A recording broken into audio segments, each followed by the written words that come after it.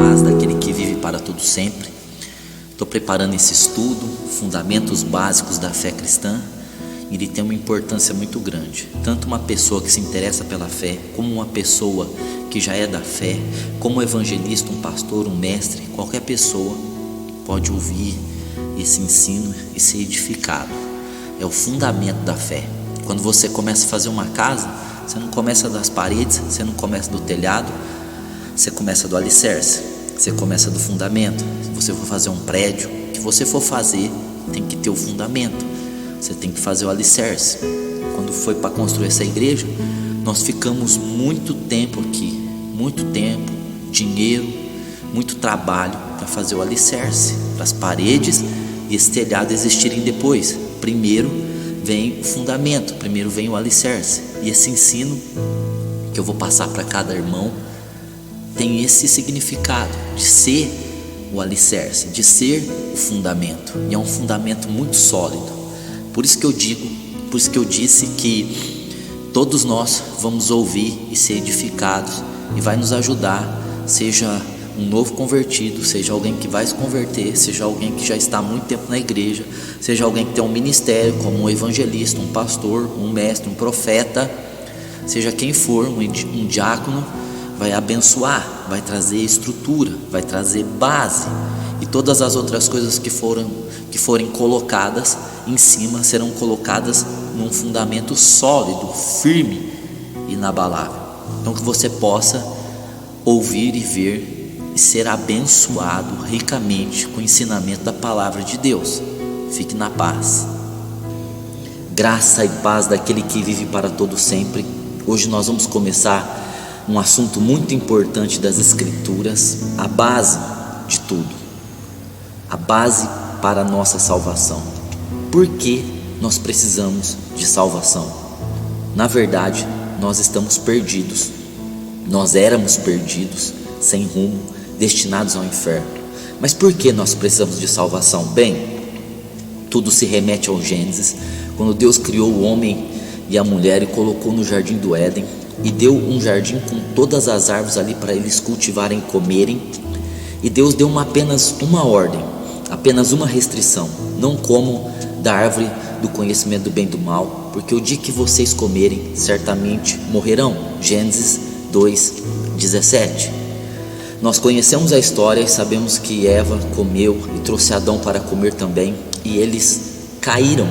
O homem caiu no Éden, o homem se perdeu no Éden, o homem foi condenado no Éden a morrer, a morte física, eterna e espiritual. Então, por que nós precisamos de salvação? Porque nós pecamos com Adão. Quando Adão pecou, toda a raça humana pecou com ele. O Salmos 51:5 diz que nós nascemos com o pecado. Na verdade, nós não precisamos fazer nada para sermos pecadores. Nós já nascemos com o pecado. Nós já nascemos sabendo pecar. Nós já nascemos com a semente do mal. Nós já nascemos com o pecado original. O primeiro pecado, ele é passado como herança. O cabeça da raça errou, logo a raça inteira errou também. A Bíblia diz em Romanos 3:23, todos pecaram e estão destituídos da glória de Deus. Todos pecaram. E por que todos pecaram? Porque o representante da raça, que é Adão, o primeiro homem, Adão, ele errou, ele pecou. Logo todos pecaram e estamos destituídos, separados da glória de Deus. Então, o fato de estarmos perdidos não tem nada a ver com o que nós fazemos, mas tem a ver com a herança com a qual herdamos do nosso primeiro homem, o nosso primeiro pai, Adão. O pecado original é uma herança de condenação.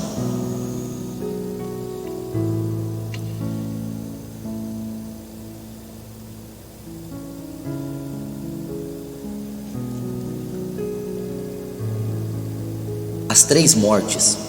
Bom, Deus disse: se você comer, certamente morrerá.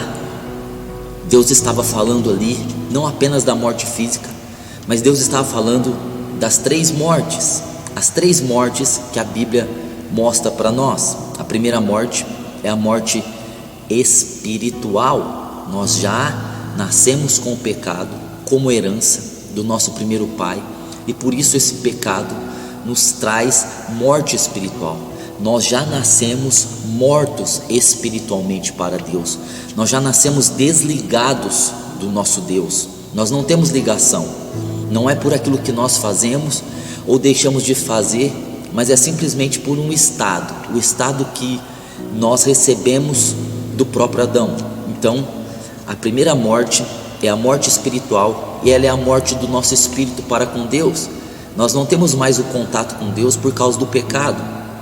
O pecado nos separa de Deus. O pecado original, o primeiro pecado, que foi o pecado que passou para toda a raça, esse pecado nos matou espiritualmente. Nós estamos mortos espiritualmente.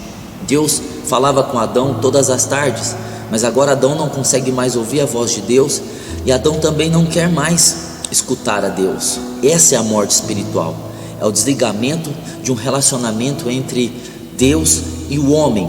Essa é a primeira morte, a morte espiritual. A segunda morte é a morte física. Veja que eles morreram espiritualmente na hora. Eles se sentiram nus, eles ficaram com medo de Deus, eles tiveram medo. Eles nunca haviam tido medo, mas agora eles estão com medo. E depois de muitos anos eles morreram. É a morte física, é quando o nosso espírito e nossa alma se desliga do nosso corpo. É a morte física. E a terceira morte, Deus estava falando: se vocês comerem, certamente vocês vão morrer. Deus estava se referindo à morte eterna. É a morte separado de Deus eternamente. É a morte onde nós vamos perder a nossa eternidade. É a morte onde nós vamos estar longe de Deus para sempre. A Bíblia diz que essa morte é o lago de enxofre e fogo preparado para o diabo e seus anjos. É o inferno, é a condenação eterna. A morte eterna é a condenação eterna. Deus estava falando dessas 3 mortes. Então vamos entender, nós estávamos perdidos, porque nós recebemos a herança desse pecado. Nós temos o pecado original herdado, e agora a morte entrou, a morte espiritual primeiro, a física e a eterna. Se nós nascemos mortos espiritualmente, e quando nós morrermos fisicamente, estivermos ainda mortos espiritualmente, consequentemente nós vamos para a morte eterna. É por isso que nós temos que nos livrar da morte espiritual. Essa morte nós precisamos eliminá-la da nossa vida para que possamos ter a vida eterna. Porque caso nós venhamos a nascer e a morrer sem ter nos libertado da morte espiritual, que é o pecado original, nós vamos estar condenados a estar separados de Deus para sempre.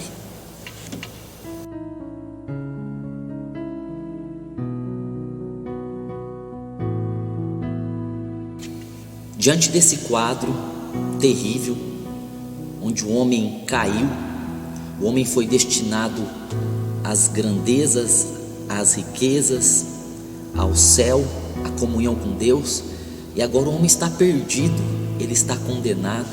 A morte entrou, a morte espiritual entrou, a morte física entrou, e a morte eterna entrou. O pecado entrou, o pecado passou a reinar entre os homens, e com isso Satanás também entrou. E Satanás, ele disse quando tentou Jesus: tudo isso te darei, porque a mim foi entregue. Adão deu a Satanás. Veja que o homem está perdido, o homem não tem mais solução, o homem não tem mais conserto, porque agora ele é pecador, agora ele peca, agora ele está sujeito às 3 mortes, e ele está sob o domínio de Satanás. É necessário fazer algo, é preciso fazer alguma coisa, e o homem não tem condições em si de vencer o pecado original, de parar de cometer pecados, de vencer as 3 mortes e de sair de debaixo do domínio de Satanás. Era preciso fazer algo. Já que o homem precisava de salvação física, espiritual e eterno, Deus criou um plano. O homem já estava morto espiritualmente, ele precisava de um Salvador, porque agora ele está perdido e ele não tem condições de se salvar, então ele precisa de um Salvador. Ele precisa de alguém que lhe tire desse buraco sem fundo, destinado ao inferno. E então começa o plano de salvação, o plano de redenção do homem. O homem caiu, o homem continuaria caído e o homem estaria condenado ao inferno. Mas então vem Deus e tem um plano de salvar o homem através de um Salvador. E aí que entra Jesus, o Filho de Deus. Ele vai nos salvar, só Ele pode nos salvar, só Ele pode nos livrar do pecado original, de uma vida de cometer pecados, das 3 mortes e do domínio de Satanás. Ele, Jesus. Deus trabalha com representantes.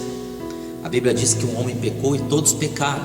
Adão pecou e todos nós pecamos, mas um ato de justiça de Jesus Cristo nos fez justos. Veja que é a representação. Quem nos representa diante de Deus? Adão ou Cristo? Se as pessoas não conheceram a Cristo, elas não conseguiram ainda se desligar de Adão. Então o representante delas é Adão. Consequentemente, elas estão com o pecado original, com o pecado da separação, estão condenadas a morrer física e eternamente, porque já nasceram mortas espiritualmente. Mas se o nosso representante é Jesus, então nós estamos livres da morte espiritual e não vamos passar pela morte física como os ímpios, como Adão passou, e não vamos provar a morte eterna, mas já recebemos a vida eterna. Portanto, é a representação. Quem nos representa diante de Deus? Nós não vamos chegar a Deus por nós mesmos, porque nós não temos condições. Nós vamos chegar a Deus pelo nosso representante, por quem nos representa, e esse é Jesus. Ele é o cabeça de uma nova raça, ele é o cabeça da igreja. Portanto, vá até a Deus com o seu representante, se sinta salvo, se veja salvo, entenda que você é salvo, porque o teu representante te salvou, assim como o teu antigo representante te condenou. Que Deus te abençoe.